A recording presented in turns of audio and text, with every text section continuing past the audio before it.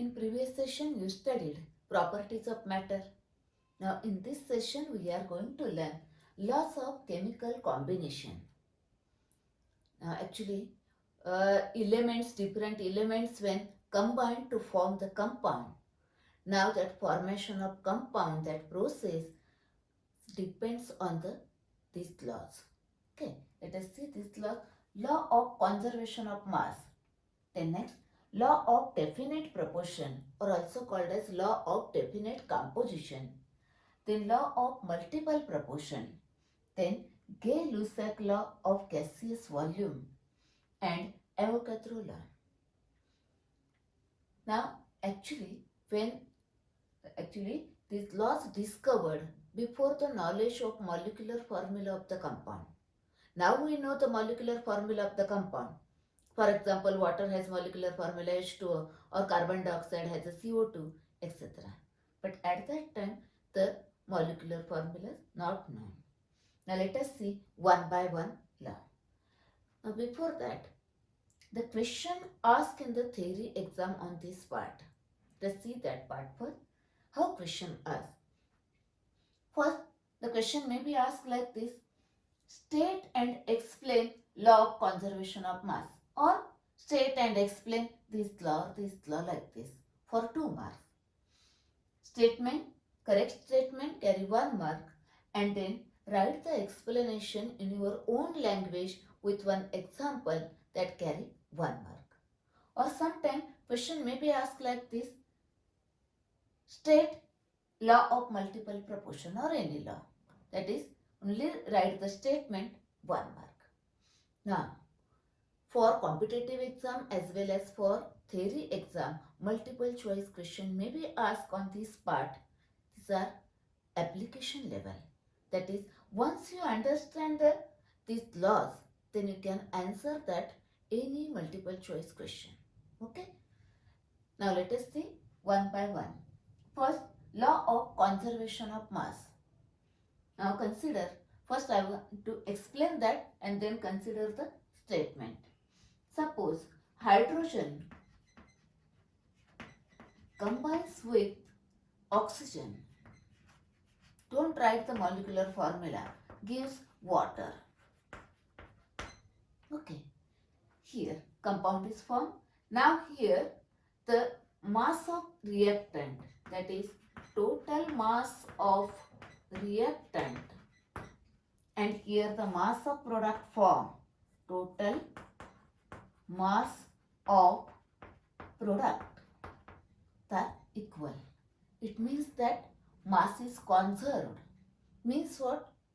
There is mass can neither be created nor be destroyed. That is the law. Now this is the statement. Write the explanation with this example in your own language. That is, explain this example in your own language. Okay. Next. Now next one. Law of definite proportion or definite composition. Now consider here one example. At that time the copper carbonate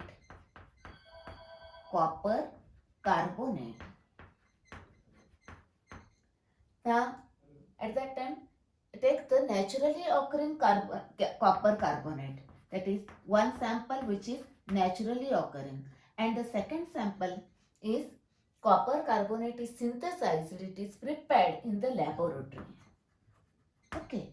Then find out the percentage of these elements present in this compound, that is copper, then carbon and the oxygen. Then it is found that the percentage of copper in naturally occurring copper carbonate and the sample which is prepared in the laboratory, both the percentage of this same. Similarly, percentage of carbon by weight same, percentage of oxygen by weight again same in this sample and in this sample. It means that you may take that compound naturally occurring or prepared in the laboratory.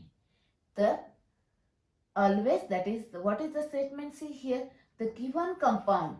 Do not muck up the statement. Just if you know this example, then you can write the statement. See here, a given compound always contain exactly the same proportion. Here this proportion of these elements and this proportion, same proportion of elements by weight.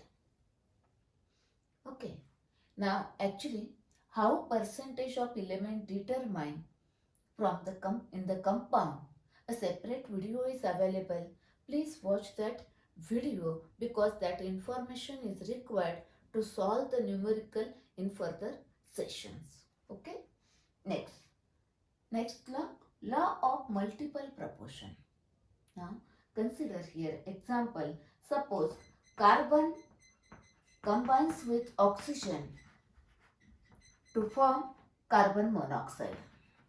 Carbon monoxide. Okay.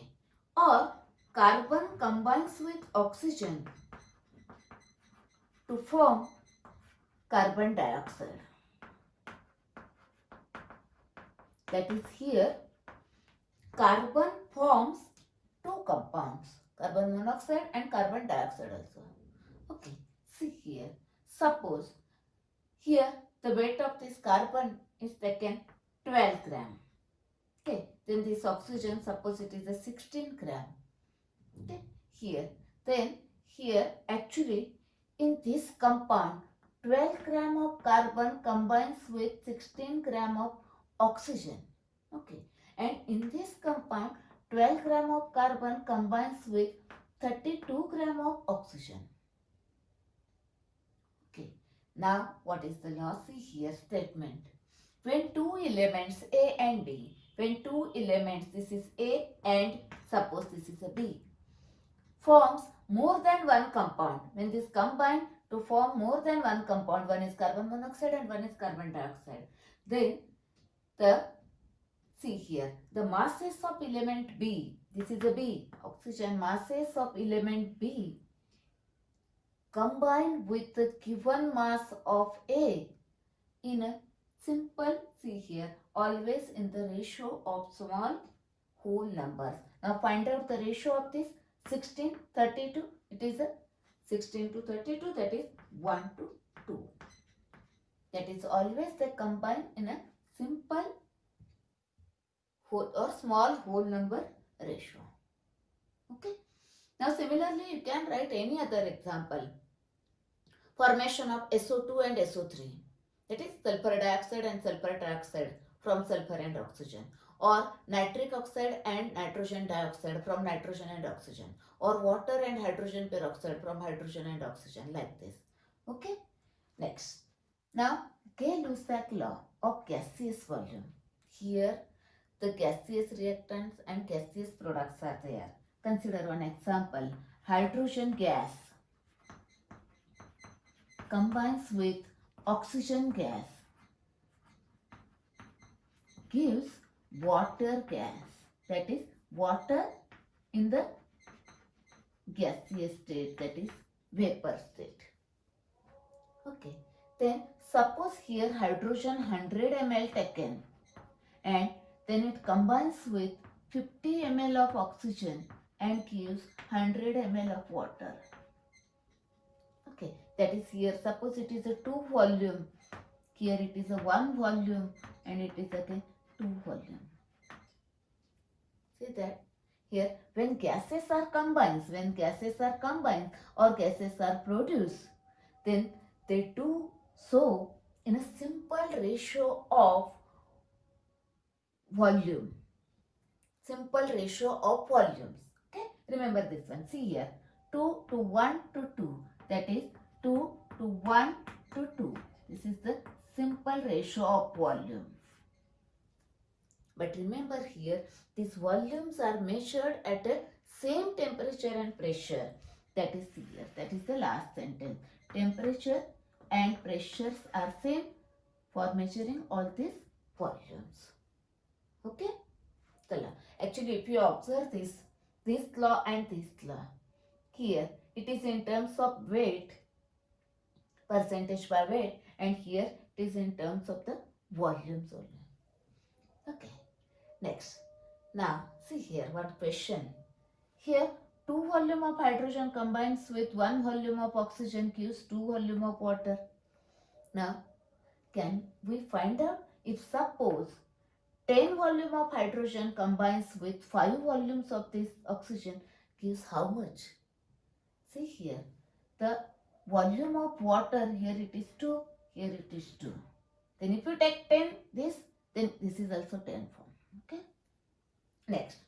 Now, Avogadro law. Very simple. See here. Suppose